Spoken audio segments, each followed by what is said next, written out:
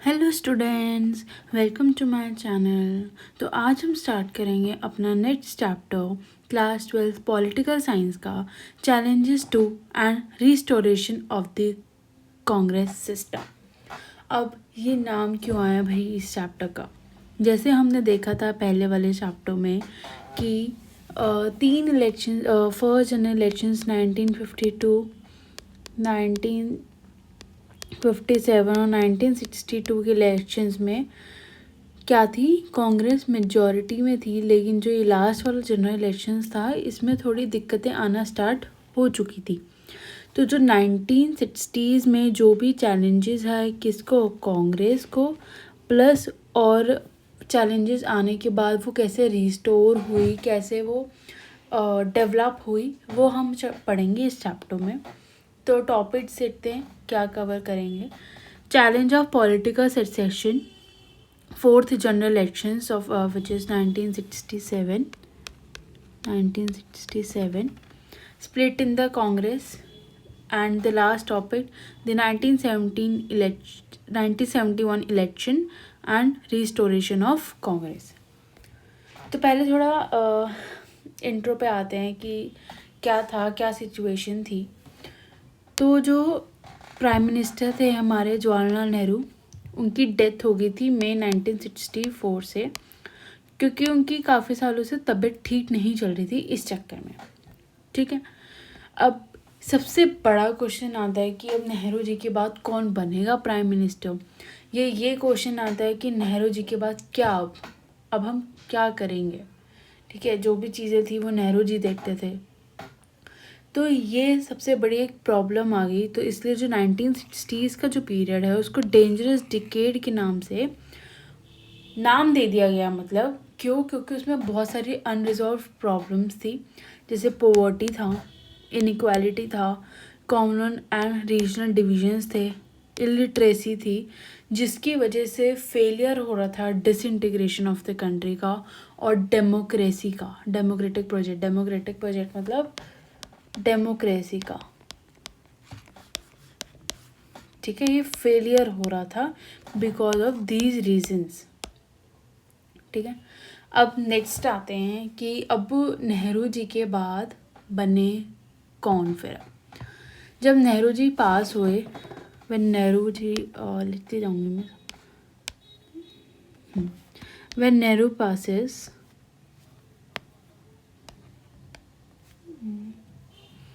ये ले लो, when Nehru passes, तो जो के कामराज हैं, के कामराज कौन है, एक मिनट रुक जाओ। के कामराज जो थे वो प्रेसिडेंट थे कांग्रेस पार्टी के उस टाइम के कामराज। उन्होंने अपने जो लीडर्स थे उनकी कांग्रेस में ही, मतलब पार्लियामेंट के जो मेंबर्स थे, उनसे कंसल्ट करा कि हम अब किसको as a prime minister choose करें आफ्टर नेहरू जी डेथ। तो एक नाम निकल के आया, किंग का नाम निकल के आया, लाल बहादुर शास्त्री जी का नाम निकल के आया कि हम इनको बनाएंगे पीएम।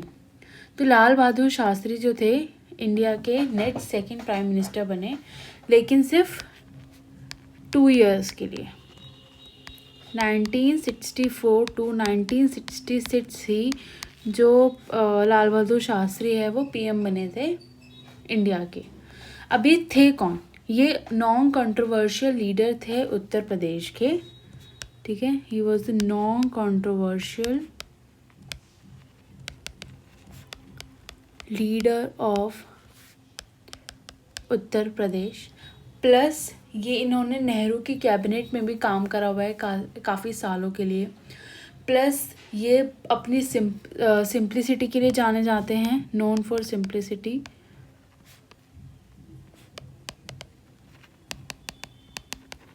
और इनकी कमिटमेंट के लिए प्रिंसिपल्स को। तो एक वो था कि पहले जहाँ पे काम करते थे रेलवे मिनिस्ट्री में, तो वहाँ पे एक उन्होंने रिज़ाइन कर दिया था। क्यों?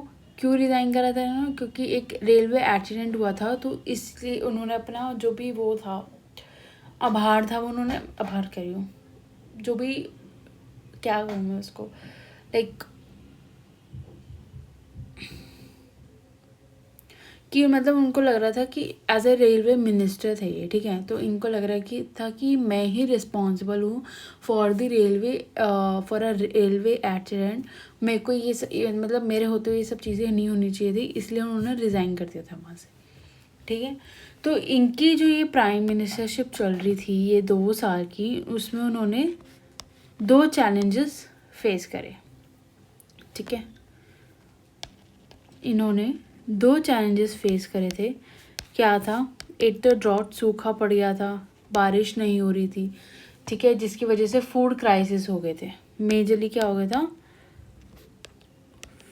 Food crisis. दूसरी इन्होंने क्या करी थी? War with China, oh sorry Pakistan के साथ वॉर हुई थी हमारी 1965 में, तो उस चक्कर में भी क्राइसिस आने लग गए थे इंडिया में। इकोनॉमिक क्राइसिस ऑलरेडी था चाइना के साथ जब वॉर हुई थी 1962 में, ऊपर से ये और वॉर आ गई, तो इकोनॉमिक क्राइसिस भी होने लग गए थे। तो शास्त्री जी ने एक फेमस स्लोगन दिया, खाने को यहाँ रहते थे, जय जवान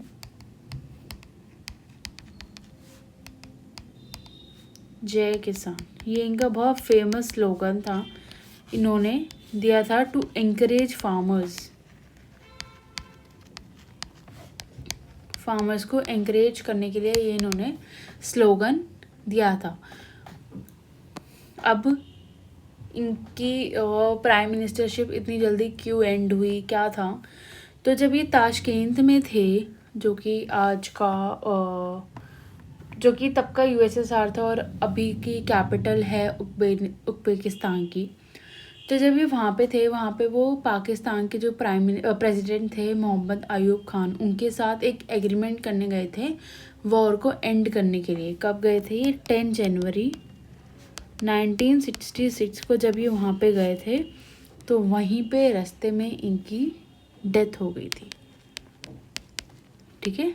जब ये कहाँ गए थे? जब ये गए थे ताशकेंत, तब का यूएसएसआर और आज की कैपिटल ऑफ उज़्बेकिस्तान, ठीक है। क्यों गए थे? To sign an agreement with the Mohammad Ayub Khan to end the war, ठीक है। ये था फ्रॉम नेहरू टू शास्त्री जी। अब हम आते हैं नेक्स्ट टॉपिक नेक्स्ट पे, फ्रॉम शास्त्री टू इंदिरा गांधी। अब 2 साल के लिए क्या थे? वो थे शास्त्री जी थे हमारे। अब आई फिर से एक प्रॉब्लम कि भाई इंडिया इतनी दिक्कतें फेस कर रहा था, कांग्रेस इतने चैलेंजेस फेस कर रहे थे। पहले जवाहरलाल नेहरू की डेथ हो गई, अब शास्त्री जी चले गए, अब थर्ड हमें एक और लीडर चूज़ करना है। तो एक कंपटीशन आया किसके बीच में? मोरारजी देसाई वर्सेस इंदिरा गांधी के बीच में कंपटीशन आया, ठीक है। इन्होंने बोला मैं लीडर बनूंगा, उन्होंने बोला मैं लीडर बनूंगी, ठीक है। मोरारजी देसाई ने एक सीएम के तौर पे काम करा है Bombay, he was the CM of Bombay, अब का महाराष्ट्र और गुजरात, ठीक है। ये सीएम थे बॉम्बे के और मिनिस्टर भी थे एक बार ये सेंटर पे, CM of Bombay and minister at the centre.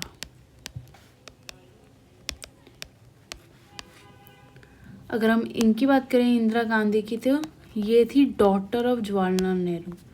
अब ये मत सोचना उनकी डॉटर थी तो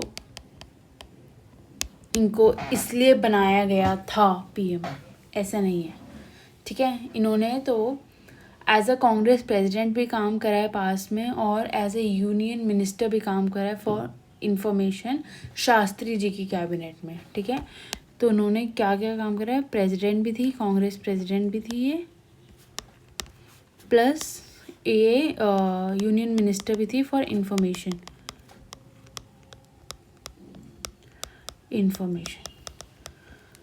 तो अब क्या करा, इन दोनों के बीच में एक वोटिंग डेवलप करी गई अमंग दी कांग्रेस एमपीज, जिसमें कि इंदिरा गांधी को इन्होंने जिता दिया, ठीक है।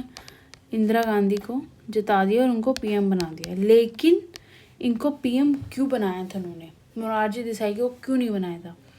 उनको लगा एमपीज़ के मेंबर को कि इनको डिसीजंस लेने के लिए ना उनको हमारा सहारा लेना पड़ेगा, जो भी सीनियर कांग्रेस लीडर्स है ना उनका सहारा लेना पड़ेगा, अकेले डिसीजन ले नहीं पाएगी, ठीक है, क्योंकि वो इतनी एक्सपीरियंस नहीं थी, ठीक है। तो उनको इस चक्कर में कि ये हमारा सपोर्ट मांगेगी, ये हमारा गाइडेंस मांगेगी, इस चक्कर में इन्होंने क्या करा, इंदिरा गांधी को as a prime minister select कर दिया और मोरारजी देसाई को नहीं करा। लेकिन अभी देखना आगे क्या होगा, ठीक है। कहानी अभी शुरू हुई है। इतना आया समझ में। मोरारजी देसाई और इंदिरा गांधी के बीच में कंपटीशन था, जिसमें से इंदिरा गांधी जीत गई। क्यों जिताया गया? कि वो सपोर्ट और गाइडेंस लेंगी सीनियर कांग्रेस लीडर्स की, ठीक है, इसलिए जीता। अब आता है हमारा next topic, 4th general elections 1967। एक मिनट रुको।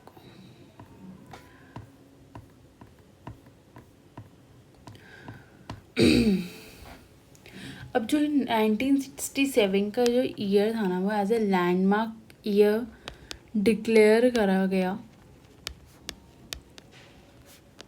इन the India's political and electoral history, ठीक है। अब इलेक्शंस का कंटेक्स्ट समझते हैं। दो हमारे प्राइम मिनिस्टर की डेथ हो गई थी, न्यू प्राइम मिनिस्टर आई थी हमारी इंदिरा गांधी, ठीक है, जिनको भी ऑफिस होल्ड करोगे ज़्यादा टाइम ही नहीं हुआ था, क्योंकि 66 में तो उनकी डेथ ही हुई थी। उसके बाद जो भी कंपटीशन वगैरह हुआ उसके बाद ही वो आई होंगी, ठीक है। तो बहुत ज़्यादा क्या हो गया उस टाइम पे, क्या होने लग गया था, इकोनॉमिक क्राइसिस वगैरह होने लग गए थे, जिसकी वजह से क्या था, मैंने बताया था अभी पीछे, मॉनसून्स का फेलियर था, ठीक है, जिसकी वजह से मॉनसून्स नहीं होते तो क्या हो रहा था, ड्रॉट हो रहा था। अरे यार ये लाइनें क्यों आती है, ड्रॉट हो रहा था, डिक्लाइन था एग्रीकल्चर में। ड्रॉट था तो एग्रीकल्चर कैसे होगा फिर, नो एग्रीकल्चर, एग्रीकल्चर भी नहीं हो रहा था, तो जिसकी वजह एग्रीकल्चर नहीं हो रहा था, ये फिर क्या हो रहा था, फूड शॉर्टेज हो रहा था, मतलब दिक्कतों पे दिक्कत आई जा रही थी। डिप्लीशन हो रहा था फॉरेन एक्सचेंज रिजर्व्स का, depletion of foreign exchange reserves, ठीक है। इंडस्ट्रियल प्रोडक्शन कम हो रहा था और एक्सपोर्ट्स कम हो रहे थे, एक्सपोर्ट्स घट रहे थे। ऑफ कोर्स है, प्रोडक्शन नहीं होगा तो एक्सपोर्ट्स कैसे होंगे, ठीक है। ये सब जो तो दिक्कतें हो रही थी, तो इसमें इंदिरा गांधी जी ने क्या लिया, एक डिसीजन लिया। क्या डिसीजन लिया इन्होंने, डीवैल्यूएट कर दिया, शी डीवैल्यूएट दी इंडियन रुपी। पहले क्या था, जो यूएस डॉलर था ना वो परचेज किया जा रहा था 5 रुपये से भी कम, 5 से भी कम था, ठीक है। अब क्या गया, उसको डीवैल्यूएशन के बाद उसका 7 रुपये से भी ज़्यादा कर दिया, मोर देन 7 रुपीज़ कर दिया, जिसकी वजह से क्या हुआ, लोग प्रोटेस्ट करने लगे, ठीक है। क्यों? क्योंकि महंगाई हो गई, वो बेसिक जो भी चीज़ें थे वो नहीं खरीद पा रहे थे, फूड स्कैरसिटी हो रही थी, अनएम्प्लॉयमेंट बन रहा था, ओवरऑल मतलब इकोनॉमिक कंडीशन ख़राब होती जा रही थी कंट्री की, ठीक है। इतना आया समझ में। तो जो गवर्नमेंट है ना, उसने ये प्रोटेस्ट को as a law and order problem देखा, और लेकिन उन्होंने ये नहीं देखा कि लोग अपनी मतलब प्रॉब्लम की वजह से ये कर रहे हैं, उन्होंने एज अ प्रोटेस्ट देखा, लॉ एंड ऑर्डर, मतलब उन्होंने ये नहीं देखा कि लोग भी प्रॉब्लम्स फेस कर रहे हैं, जिसकी वजह से लोग में और करवाहट आ गई कि भाई ये क्या क्या प्राइम मिनिस्टर है जो हमारे बारे में सोच ही नहीं रही, और सोच रही है तो ये सोच रही है कि मतलब हम लॉ एंड ऑर्डर ख़राब कर रहे हैं, ठीक है, ऐसे। तो इसके बाद फिर आता है हमारा नॉन कांग्रेस, पेज ऐड नहीं है ये, हम पहले पेज ऐड करेंगे, 1 मिनट रुकना।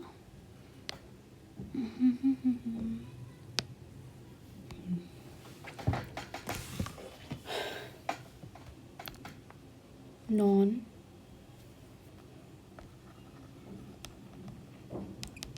कांग्रेसिज्म, थोड़ा मोटा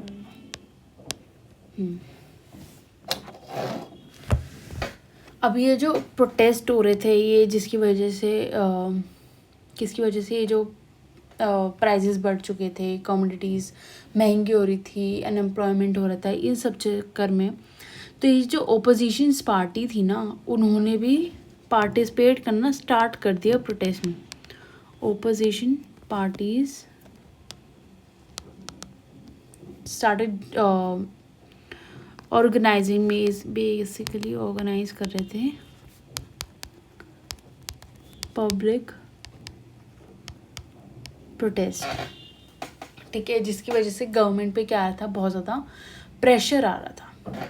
तो जो पार्टीज़, सुनना ये ध्यान से, ये जो पार्टीज़, डिफरेंट पार्टीज़, ठीक है, डिफरेंट पार्टीज़ जो अलग थी, मतलब जिनकी आइडियोलॉजी अलग थी, जिनके डिफरेंट प्रोग्राम्स थे, कि थिंकिंग अलग थी, मतलब सब जिनकी, वो जॉइन होगी, ठीक है, और एक पार्टी बना दी मिलके दोनों ने, क्या, नॉन कांग्रेसिज्म, मतलब उनको कांग्रेस चाहिए ही नहीं थी, इस चक्कर में उन्होंने नॉन कांग्रेसिज्म बना दी, ठीक है। और ये जो सोशलिस्ट लीडर थे हमारे, राम मनोहर लोहिया,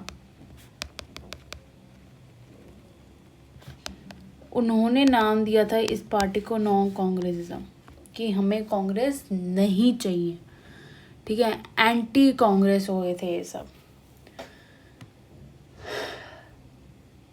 और राम मनोहर लोहिया जी कह रहे कि भाई डिफेंस में कुछ तो देना पड़ेगा हमें, अगर बाद में हमारे ऊपर आ गई तो क्या करेंगे।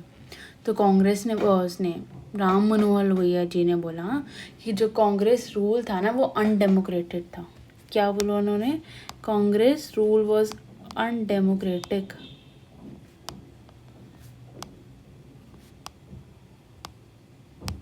ठीक है, and oppose the interest of ordinary poor people. Like क्या मतलब, कि जो पुअर पीपल चाह रहे थे वो ये नहीं दे रहे थे, इसलिए एक नॉन कांग्रेस पार्टी एक साथ आके वो रिक्लेम करेंगे डेमोक्रेसी को, रिस्टोर करेंगे डेमोक्रेसी फॉर द पीपल।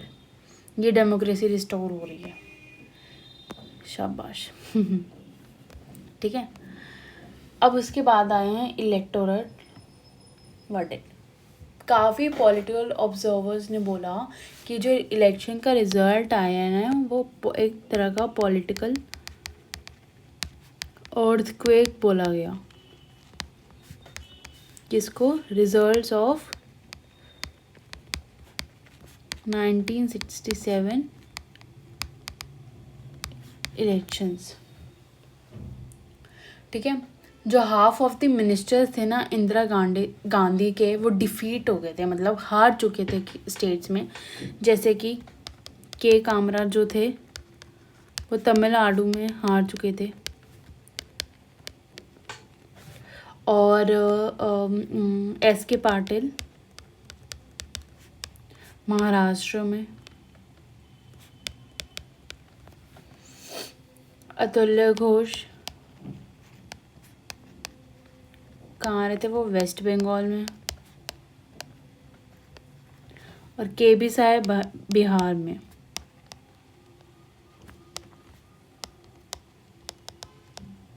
ये घोष है, ठीक है।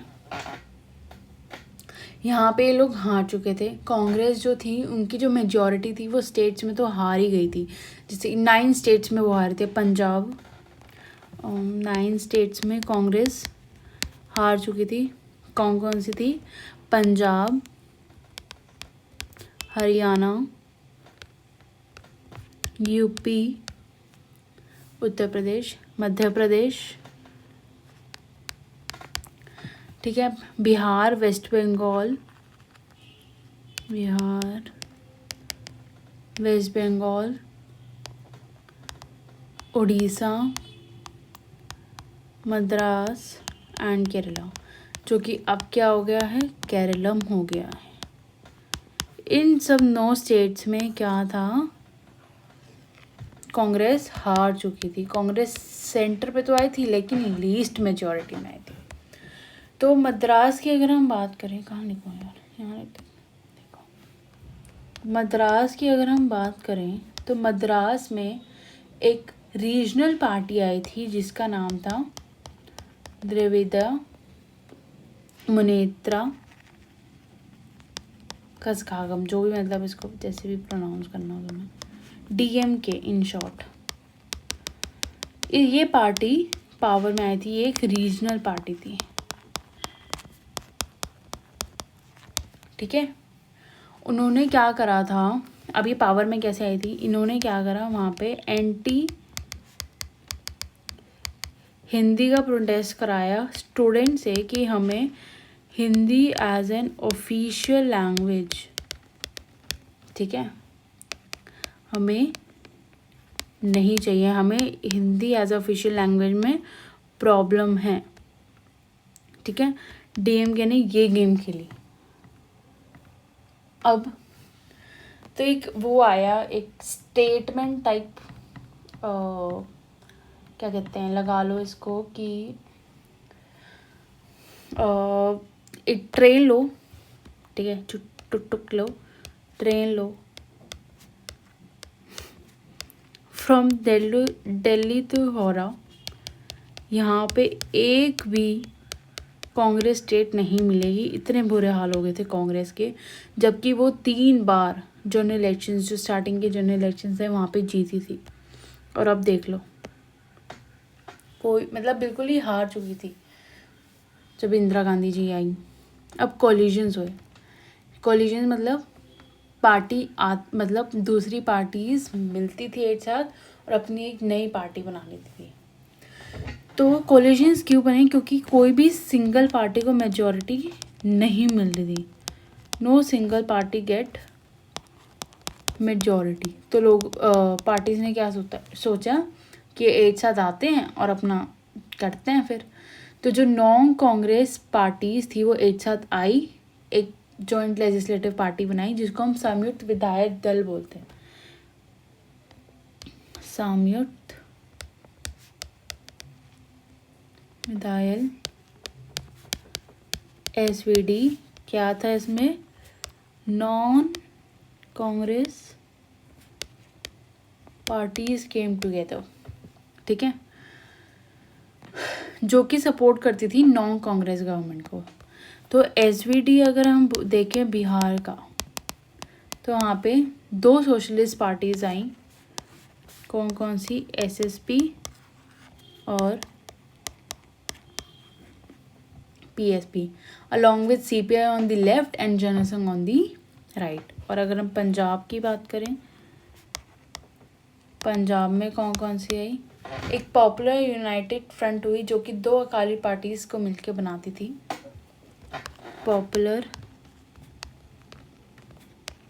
यूनाइटेड फ्रंट, ये पार्टी बनी, सॉरी, जो कि ये कंप्राइज थी and comprise the 2 rival Akali parties, जो कि थी संत group and the master group, जिसमें दोनों कम्युनिस्ट पार्टी की थी, कौन सी, CPI, इसके बारे में हम नेक्स्ट चैप्टर में देखेंगे, CPI और CPM के बारे में, SSP, रिपब्लिकन पार्टी और भारतीय जनसंघ, भारतीय जनसंघ, ये सब, ठीक है। क्या था, कोलिजन कि जब किसी भी पार्टी को मेजॉरिटी नहीं मिल रही थी, काफ़ी नॉन कांग्रेस पार्टीज आई कि हम आते हैं, चलो साथ में बनाते हैं, जिसको संयुक्त विधायक दल बोलते हैं। और बिहार की अगर हम बात करें तो 2 parties I, socialist party SSP और PSP, जिसमें से पंजाब में आई फिर पॉपुलर यूनाइटेड फ्रंट और संत ग्रुप और मास्टर ग्रुप, 2 अकाली पार्टीज का कंप्राइज था, जिसमें नॉन कम्युनिस्ट पार्टी जैसे both the communist parties involve थी, CPI, CPM, SSP, Republican party, भारतीय जन संघ। अब डिफेक्शन के बारे में पढ़ते हैं, मैंने वो लगाया होगा 1 मिनट, हीरा। ये आया हमारा डिफेक्शन का केस। पहले डिफेक्शन समझ लो क्या है। डिफेक्शंस मतलब मान लो एक रिप्रेजेंटेटिव, इलेक्टेड रिप्रेजेंटेटिव है, ठीक है, उसने अपनी पार्टी छोड़ दी जिससे कि वो इलेक्ट हुआ था, जिस पार्टी के सिंबल से वो इलेक्ट हुआ था, उसने अपनी पार्टी छोड़ दी और दूसरी पार्टी ज्वाइन करना means an elected representative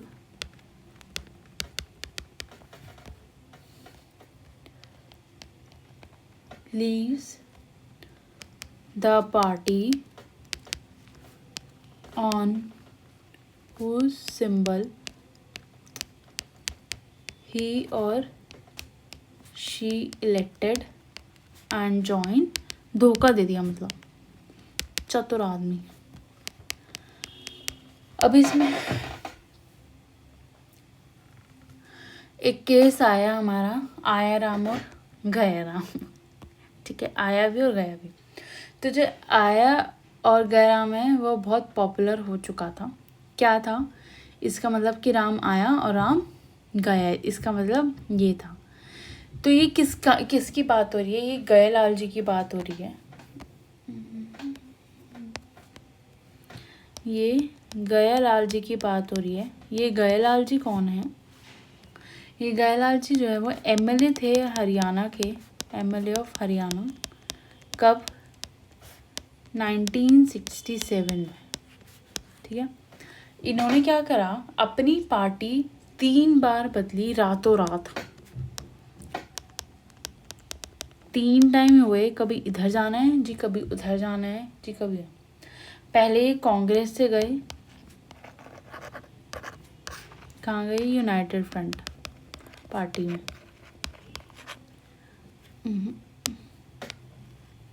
United front party में, ठीक है। फिर दोबारा आ गए कांग्रेस में। फिर 9 घंटे के अंदर, 9 आवर्स में ये फिर चले गए यूनाइटेड फ्रंट। ये बड़ा अच्छा खेल चल रहा है। फिर लास्ट में क्या करा जी उन्होंने डिक्लेयर कर दिया कि हम कांग्रेस को ज्वाइन करेंगे, यूनाइटेड फ्रंट को ज्वाइन नहीं करेंगे। तो in the last he joint Congress, और जो और जो कांग्रेस के लीडर थे राव बीरेंद्र सिंह, अपने पास वापसी लिया, brought him to Chandigarh press and declared Gayaram was now Ayaram. किसने? कांग्रेस लीडर जो थे, कौन? राव, ये क्या हुआ, सॉरी, बीरेंद्र सिंह ने क्या करा, चंडीगढ़ प्रेस के सामने लाए और डिक्लेयर करा कि नाउ गयाराम वॉज नाउ आया राम, ठीक है। ये थी हमारी आया राम गया राम की कहानी, ठीक है। अब दोबारा आते हैं हम स्प्लिट में कांग्रेस के, ये है ना। हाँ, मैंने क्या बताया था पीछे कि कांग्रेस जो था का बहुत स्टेट्स में हार गया था, सेंटर पे था, लेकिन अब तक की बहुत लीस्ट मेजॉरिटी बहुत कम मिली थी एज कंपेयर टू अदर्स। अब एक केस आया, इंदिरा वर्सेस सिंडिकेट, ठीक है। जो इंदिरा गांधी का रियल चैलेंज था वो उनकी अपोजिशन पार्टी में से नहीं आया, वो उनकी खुद की पार्टी में से ही आ गया, ठीक है। अब सिंडिकेट कौन है पहले ये देख लो, मैंने लिखा हुआ है क्या। अब सिंडिकेट। सिंडिकेट कौन थे? ये इनफॉर्मल नेम था ग्रुप कांग्रेस लीडर्स का who were in control of the party's organisation. ठीक है, एक इनफॉर्मल नेम था given to a group of Congress leaders who were in control of party organisation. informal name of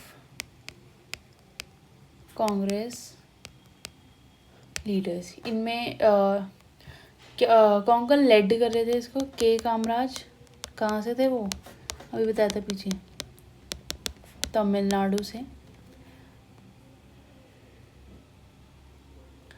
और हाँ, ये लेड कर रहे थे के कामराज तमिलनाडु से, जो कि चीफ मिनिस्टर थे, सीएम थे तमिलनाडु के, और प्रेसिडेंट थे कांग्रेस पार्टी के।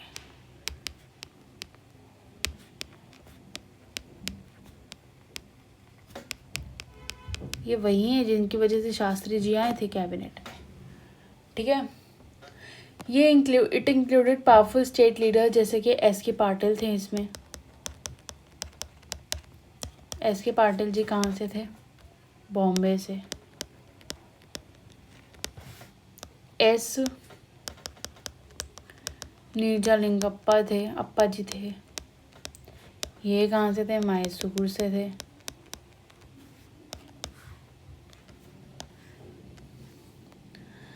एन संजीवा रेड्डी थी आंध्र प्रदेश से। N Sanjeeva Reddy from Andhra Pradesh.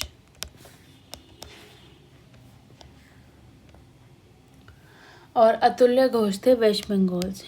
अतुल्य घोष फ्रॉम वेस्ट बंगाल। ठीक है, ये थे जिसके सिंडिकेट्स के बारे में। ये लेटर क्या होता है, स्प्लिट हो जाता है। ये जो सिंडिकेट्स वाले हैं ना, ये धोखा दे देते हैं इंदिरा गांधी को, और ये अपनी दूसरी पार्टी फॉर्म कर लेते हैं। वो भी स्प्लिट में देखते हैं।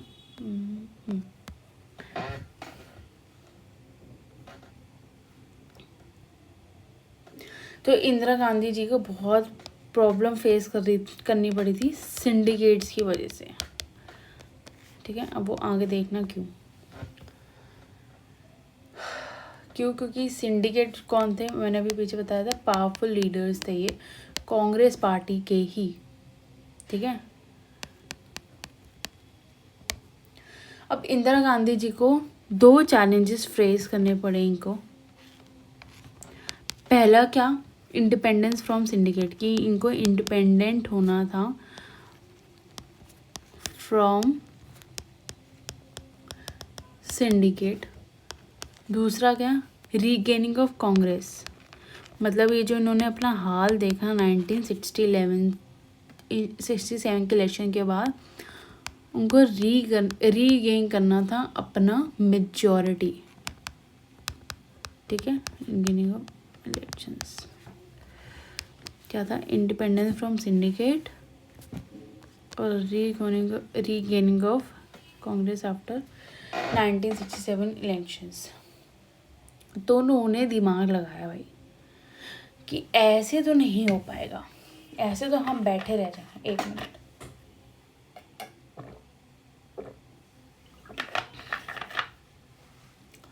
ऐसे तो हम बैठे रह जाएंगे, ऐसे रीगेन नहीं हो पाएगा, प्लस लोग हमारे अपोज होते चले जाएंगे। तो उन्होंने क्या करा, इन्होंने गवर्नमेंट पॉलिसी को लॉन्च करा और अडॉप्ट करा 10 पॉइंट प्रोग्राम। कब? मई 1967 में लॉन्च करा। अब इसमें क्या क्या इंक्लूड था, social control of bands, social control of bands include था इसमें। ठीक है, nationalisation of general insurance, nationalisation of general insurance, ceiling on urban property and income,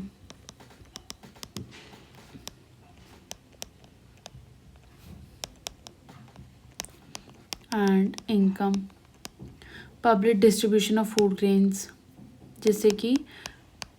जिसकी वजह से पहले ये डूबी थी, अब उन्हीं को ठीक कर रही हैं ये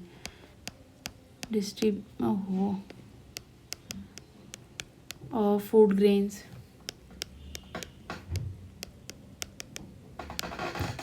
लैंड रिफॉर्म्स इन्होंने लाए थे, and provisions of house sites to the rural poor. ये सब जो थे स्टेप्स ये लेके आई थी,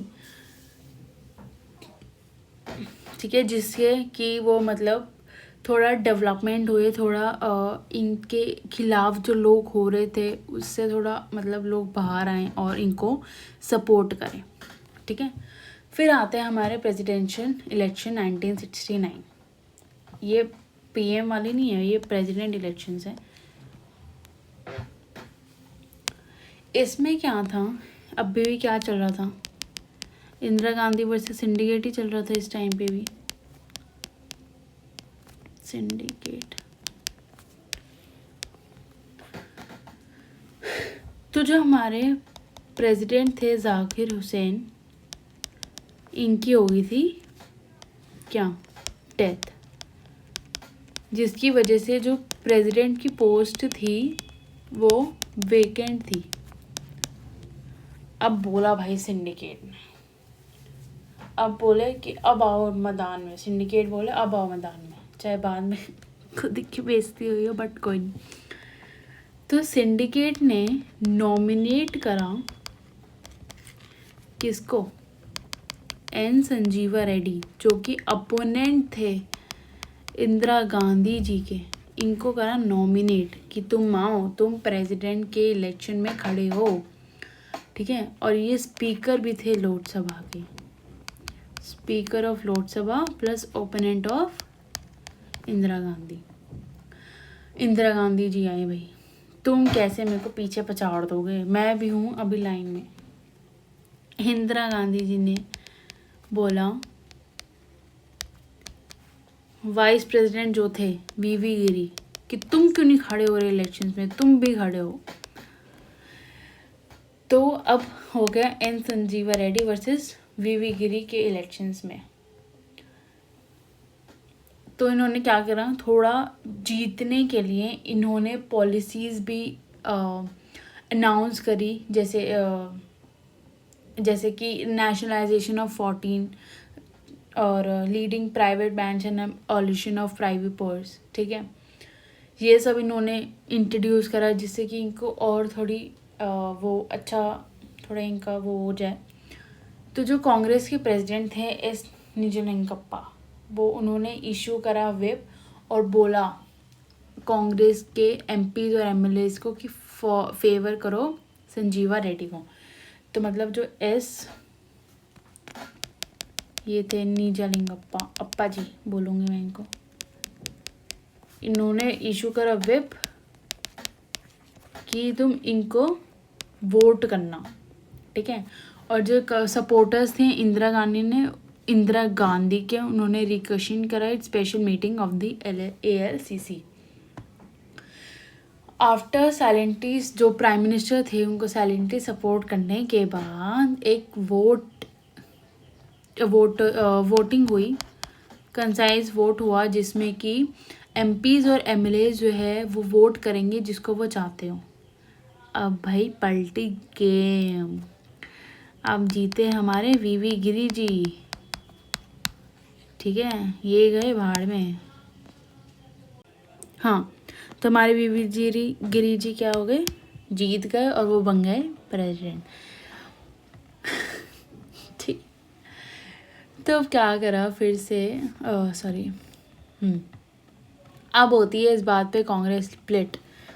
मैं हार कैसे गया भाई, यार मैं कहाँ लिखूँ, रुक जाओ एक पेज ऐड करने दो।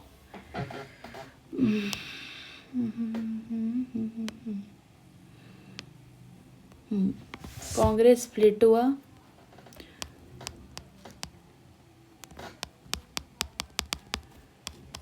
ठीक है, किस में, 2 पार्ट में, कांग्रेस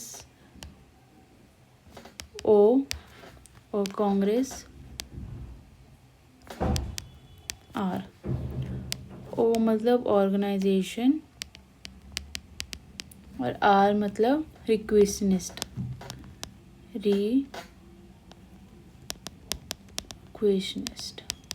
ठीक है। ये जो था ये सिंडिकेट चला रहे थे, ठीक है। और ये जो था ये आर वाला, ये इंदिरा गांधी जी का था, ये था इंदिरा गांधी जी का था ये, ठीक है।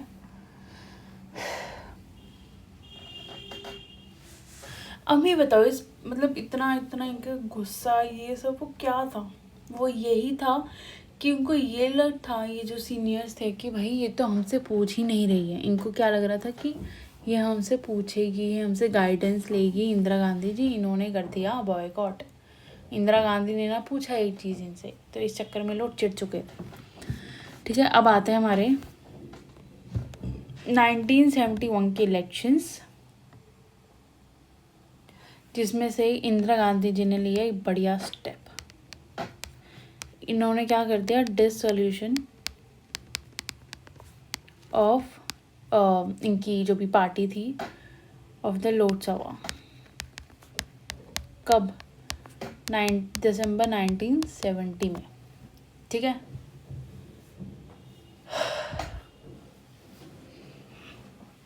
अब क्या था, इसमें भी उनको बदला चाहिए था, जो भी वो गेम खेलना चाह रहे थे। तो क्या था, इंदिरा गांधी की सिचुएशन को और वर्ड्स बनाने के लिए जो मेजर नॉन कम्युनिस्ट थी, ठीक है, और जो नॉन कांग्रेस अपोजिशन पार्टीज थी, उन्होंने अपना एक इलेक्टोरल अलायंस बना दिया, जिसका नाम दिया उन्होंने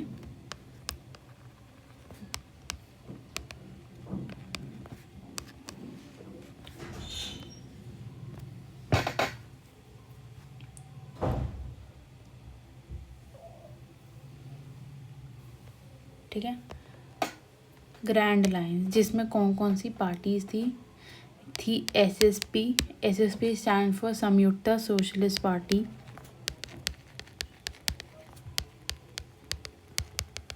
सोशलिस्ट पार्टी। फिर थी हमारी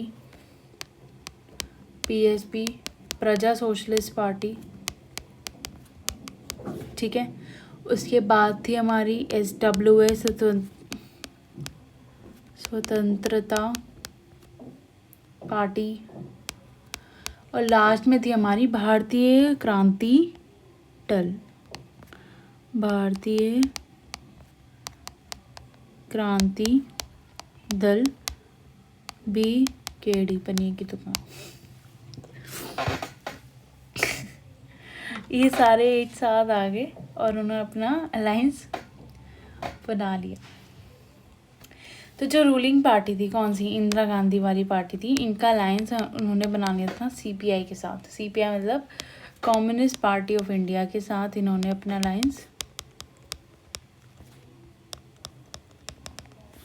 अलायंस बना लिया था। तो इंदिरा गांधी जी ने बोला कि जो ये ओपोजिशन है ना, उनका बस एक ही नारा है, एक ही स्लोगन है, क्या है, इंदिरा हटाओ, ठीक है। तो इसी को वो करने के लिए इंदिरा गांधी जी ने अपना स्लोगन दिया, गरीबी हटाओ। लो भाई, सिस्टम हैंग हो गया, ठीक है। गरीबी हटाओ इन्होंने, इंदिरा गांधी जी ने अपना वो दे दिया, जिसमें इन्होंने फोकस करा पब्लिक सेक्टर पे, लैंड होल्डिंग्स पे, रूरल लैंड होल्डिंग्स पे, अर्बन प्रॉपर्टी पे, डिस्पैरिटीज़ को हटाना, इनकम एंड अपॉर्चुनिटी में, अबॉलिशन ऑफ प्रिंसली प्रिविलेज, इन सब में इन्होंने क्या करा, फोकस करा इन सब चीज़ों में, जिससे कि सपोर्ट होए, जिससे कि इनको सपोर्ट चाहिए था, किसका, दलित्स हो गए, Adivasis, disadvantage groups, advantage groups, minorities, women और अनएम्प्लॉयड यूथ, इन सब लोगों को सपोर्ट आ गया अब इंदिरा गांधी जी के पास। अब आए रिजल्ट्स भाई, ठीक है, किसके रिजल्ट्स आए? इलेक्शंस के रिजल्ट आए, जिसमें कांग्रेस आर मतलब किसकी थी ये? इंदिरा गांधी वाली। इन्होंने जीते मैक्सिमम सीट 375 सीट्स इन्होंने जीती। सेंटर पे भी आए, मेजॉरिटी भी मिली, प्लस 48.4% वोट्स आए इनके पास। अगर हम सिर्फ कांग्रेस आर की बात करें कि मतलब जो सिर्फ इंदिरा गांधी वाली थी, तो उन्होंने 352 सीट जीती और 44% वोट्स इन्होंने जीते। फुल मेजॉरिटी मिल गई इनको। अब इलेक्शंस के बाद ही क्या हो गया था, बांग्लादेश क्राइसिस आ गए थे, जिसमें कि ईस्ट पाकिस्तान को वेस्ट पाकिस्तान से अलग होना था, फिर सपोर्ट था इंडिया का, इंडिया पाकिस्तान की वॉर हो गई थी, ये अलग चैप्टर में आ गए ये सब चीज़। तो ये सब इशू को सॉल्व करने के चक्कर में इंदिरा गांधी पॉपुलर हो गई थी। बांग्लादेश क्राइसिस, ठीक है, इसके चक्कर में अब आता है रिस्टोरेशन। अब हो गई कांग्रेस, रिस्टोर हो गई, लेकिन एक वो आया रिजल्ट कि जो अब इलेक्शंस तो जीत गई, ठीक है कांग्रेस, लेकिन ये कांग्रेस जो है वो डिपेंडेंट हो गई अब किस पे? पुअर पे, वुमेन पे, डिसएडवांटेज ग्रुप्स पे, आदिवासी पे, दलित पे, इन सब पे वो डिपेंड हो गई फॉर दी वोट्स। लेकिन इंदिरा गांधी ने रिस्टोर्ड द कांग्रेस सिस्टम, उनका चेंज करा उन्होंने नेचर अपना कांग्रेस सिस्टम का, और पीपल की जो भी एस्पिरेशंस थी वो श्रैंक हो गई, जिसकी वजह से फिर अनरेस्ट हुआ, फिर से इश्यूज आए डेवलपमेंट में, इकोनॉमिक डेप्रिवेशन, जिसकी वजह से ग्रो करना मुश्किल हो गया, ठीक है।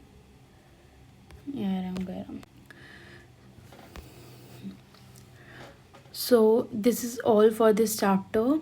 So give it a good read to the NCERT. और मैंने एक हैंड रिटन नोट्स भी बनाए इस चैप्टर के, जो कि मैं डिस्क्रिप्शन में लगा दूँगी PDF, तो आप चेकआउट कर सकते हो। और बाकी के भी चैप्टर्स मैंने क्लास 12 की पॉलिटिकल एंड साइंस के बनाए हुए हैं, और मैं धीरे धीरे 11th क्लास की भी बना रही हूँ। Give me some time.